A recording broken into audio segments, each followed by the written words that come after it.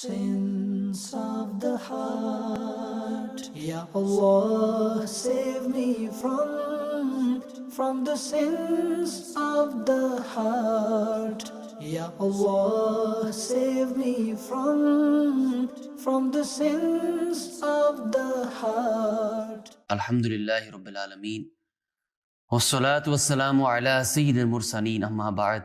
A'udhu billahi minash shaitanir rajeem. Bismillahir Rahmanir Rahim. As-salatu wassalamu alayka ya Rasulullah wa ala alika wa sahabika ya Habibullah. As-salatu wassalamu alayka ya Nabiyallah wa ala alika wa sahabika ya Nurullah. Welcome back to this program of Sins of the Heart. Let's listen to a blessing of sending salawat upon the Prophet sallallahu ta'ala alayhi wasallam. It is mentioned in the Sunnah of Imam Tirmizi in Hadith 2465. Sayyidina Ubay bin Ka'ab radiyallahu anhu, he humbly said, if I give up all my awrad and wazaif and devote all of my time reciting salat ala nabi, upon this, the Prophet sallallahu alaihi wasallam said, this will be sufficient to remove your worries and your sins will be forgiven. Dear viewers of Madani Channel, we always want to find out solutions, quick remedies of how to remove worries. Send durood upon the Prophet, your worries will be removed. Sallu ala al-Habib, sallallahu ta'ala ala Muhammad, sallallahu ta'ala alayhi wasallam. It is stated on page 10 of the 128-page book, Evil Superstitions, published by Maktabat al-Madina, the publication department of the global non-political movement for the propagation of Quran and Sunnah, Dawat Islami. The definition of superstition is to believe a particular object, person, act, sound, or time to be good or bad for you. There are basically two types of superstitions, evil superstitions and good superstitions. Alama Muhammad bin Ahmad Ansari Qurtubi, alayhi rahmatullahi al-Kawi, explained Tafsir Qurtubi. A good superstition is when you hear something good about a particular action that you had intended to do, and subsequently you are convinced that you will benefit from that proceeding with that action. If it is bad, then this is an evil superstition. Islam commands us to be happy with good superstition, whilst happily proceeding with those particular tasks. However, if we hear something evil, then we should ignore it and not terminate an activity due to it. The Holy Quran has mentioned, O descendants of Adam, adorn yourself when you go to the mosque, and eat and drink and do not cross limits. Indeed, he does not like the transgressors. The famous Quranic commentator, Mufti Ahmad Yara, elaborates on this holy verse. Whenever Pharaoh's people suffered a calamity, a famine, etc., they were superstitious of Sayyidina Musa ala nabina wa alayhi salatu wasalam and his followers, meaning they would say, since these people entered our country, we have faced problems. The Honorable Mufti further elaborates, humans suffer calamities and then repent. But those people were such major transgressors that their eyes did not open despite encountering tragedies. Rather, the infidelity and sins increased. When we give them comforts, abundance of blessings, etc., they say, these comforts and blessings are our own. We deserve them and have earned these luxuries. The Holy Prophet sallallahu ta'ala alayhi wasallam stated, whoever asks about a superstition and whoever the superstition is taken for are both excluded from us. Sayyidina Imam Muhammad Effendi Rumi Barkali rahmatullahi ta'ala writes, it is forbidden, haram, to follow evil superstition, but admirable to follow good superstitions. The famous Quranic commentator, Hakim al-Ummah, Mufti Ahmad Yar Khan, alayhi rahmatul manan, stated, in Islam it is permissible to believe in good superstition, but forbidden to follow evil superstitions. Dear viewers of Madani Channel, sometimes even though people do not want to, they feel negatively superstitious, and so we cannot judge a person to be a sinner simply due to the entering of such a thought in his heart, because to consider a Muslim worthy of divine punishment merely because such a superstition has entered his heart would mean burdening him with a weight above his capacity, which contradicts against Islamic law, because Allah says Allah does not burden anyone except with something within his capacity. Explaining this verse, Allama Mullah Jivan Rahmatullahi Ta'ala writes in Tafsir Ahmadiyya, meaning Allah Azza wa Jal grants every living being a responsibility that is within its capacity and ability. Therefore, if someone dismisses a negative superstition, the moment it enters his heart, then he is not a sinner. But if he believes in the effect of that evil superstition, and based on this belief, he refrains from carrying out that particular task, then he will be a sinner. For example, if he believes a particular thing to be bad luck and refrains from traveling or conducting business, believing that he will definitely have an unfavorable experience, then he is a sinner. Shaykh al-Islam, Shahabuddin Imam Ahmad bin Hajar Makki Haythami Shafi alayhi rahmatul kavi relates to a hadith about evil superstitions and then explains, due to the outward meaning of the first two hadiths, evil superstition is classed as a major sin. And this verdict is appropriate for someone who believes in the effect of evil superstition. However, there is a difference of opinion regarding whether or not these people are Muslims. Tafsir Ruhul Bayan states that a man narrated, once I was so poor that I used to eat sand in order to survive, but my hunger did not cease to disturb me. I wished I met someone who would feed me. So I set out towards the Iranian city of Ahwaz in search for such a man, despite having no acquaintances there. When I reached the riverbank, I did not find a boat there, which I took as a bad superstition. Then I saw a broken boat. This was my second bad superstition. I asked the boatman his name, and he answered the devil. This was my third bad superstition. Anyway, I embarked the boat, and when I reached the other end of the river, I called out, "Oh labourer, carry my luggage." At that particular moment, my only possessions were an old blanket and some necessary belongings. The labourer that answered me only had one eye. I thought, this is my fourth bad superstition. I had a very bad feeling about the whole situation, so I considered returning. But then I remembered my tasks, and I went against my initial superstition. I arrived at a traveller's inn. Whilst I was pondering about what to do, somebody knocked on the door. I asked, "Who is it?" The person answered, "I want to meet you." I asked, "Do you know who I am?" To which the man responded, "Yes." I became suspicious. This man must either be an enemy of mine or a messenger from the king. So after some consideration, I opened the door.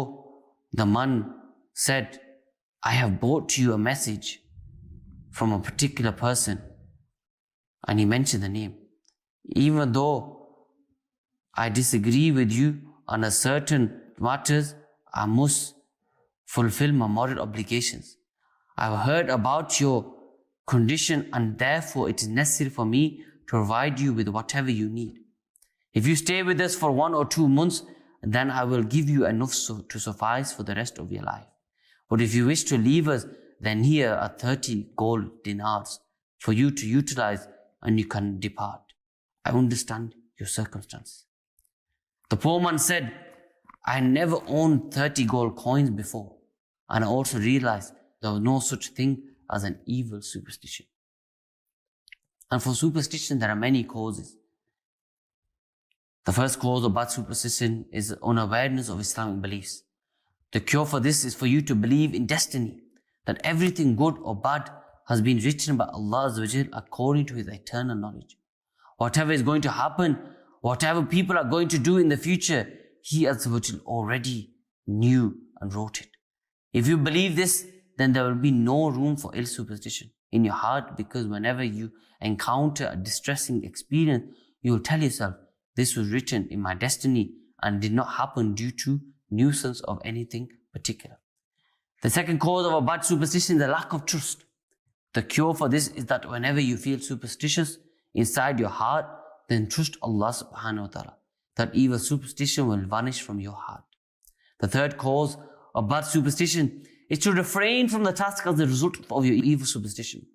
The cure for this is that whenever you are superstitious about doing a certain task, then you should go ahead with it and not let that superstition settle in your heart while believing that you will face bad luck if you go ahead with that particular task. The fourth cause of superstition is being unaware of its harms and dangers. How will a person avoid a particular thing if he's unaware of his harms? The cure for this is for you to study the harms and dangers of bad superstition. Contemplate about them whilst trying to avoid them. Here are a few harms of being superstitious. Being superstitious is extremely dangerous for a person from both a worldly and spiritual point of view. It hurls a person into the sandpit of satanic whispers, consequently making him terrified of every small and large thing. In fact, he even begins to fear his own shadow. He becomes paranoid and believes that all the world's bad luck and ill fortune has encompassed him, whilst all other human beings are living peaceful lives. Such a person even looks suspiciously at his own relatives, which consequently creates animosity in hearts. A superstitious person becomes mentally and spiritually paralyzed, which prevents him from ever successfully accomplishing anything. Here are a few dangers of being superstitious. Superstitious people do not trust and rely on Allah subhanahu wa ta'ala. They have negative thoughts about Allah. They have weak belief in destiny. The gate of satanic whispers open upon them. Superstitious make a person paranoid, a coward, terrified, weak-spirited, and tight-hearted. There are many possible causes of failure. For example, your methods of carrying out tasks could be flawed. Doing the task at the wrong time or wrong place, or a lack of experience. But a superstitious individual believes the cause of his failure to be bad luck. Subsequently, he fails to rectify himself. Sometimes superstitions make people break relationships, which lead to relatives holding grudges against each other. People who open the gates of superstition into their lives end up considering everything to be bad luck. If they exit their homes for something and see a black cat, they consider it bad luck. And assuming that they will encounter a bad experience, they return home. If they leave their homes early in the morning to open their shops and encounter an accident on the way, they believe that they will have a bad day and suffer financial loss. Consequently, the lives of such people become miserable. Some superstitious people hear the sound of an owl from a house and subsequently believe that a resident of that house will die, or there will be a feud in that house which consequently causes problems for that family.